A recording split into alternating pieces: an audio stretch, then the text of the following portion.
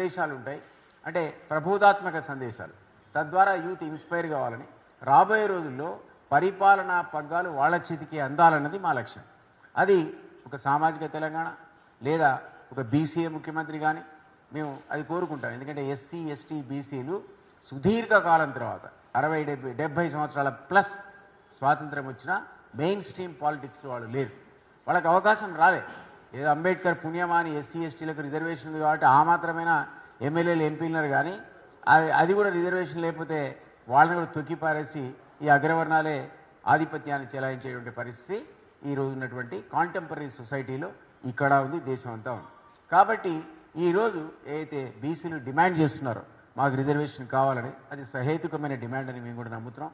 ఆ 42% నిజంగానే వాళ్ళకి రిజర్వేషన్ ఇస్తా అని సీఎం కూడా అన్నాడు. కాబట్టి అంటే ఒకవేళ పార్లమెంట్ ఆ చట్టాన్ని పాస్ చేసినా చేయకపోయినా మేము ఇవ్వడానికి పార్టీ పరంగా సిద్ధంగా ఉన్నాం. మా మహేష్ కుమార్ గౌడ్ అడిగాను, ఆయన కూడా ఒప్పుకున్నాడు అన్నాడు. అది ఒక మంచి స్టెప్, అది వీ వెల్కమ్ ఇట్. కాబట్టి ఈ పద్ధతిలో ఈ వర్గాలందరికీ కూడా అధికారంలో కనుక భాగస్వామి వస్తే వాళ్ళు మెయిన్ స్ట్రీమ్లో వస్తారు. ఇది కాకుండా ప్రైవేట్ రంగంలో ఉన్నటువంటి ఉద్యోగాలు కానీ, కొత్తగా ఎంటర్ప్రెన్యూర్షిప్ వాళ్ళే ఒక లోన్స్ తీసుకొని సొంత కంపెనీలు పెట్టడం కానీ ఇట్లా చేస్తే నిజంగా కూడా ఈ సమస్య పోతుంది. అదర్వైజ్ వీళ్ళే యాంటీ సోషల్ ఎలిమెంట్ అవుతారు, ఫ్రస్ట్రేషన్ గురై ఆత్మహత్యలు చేసుకుంటారు.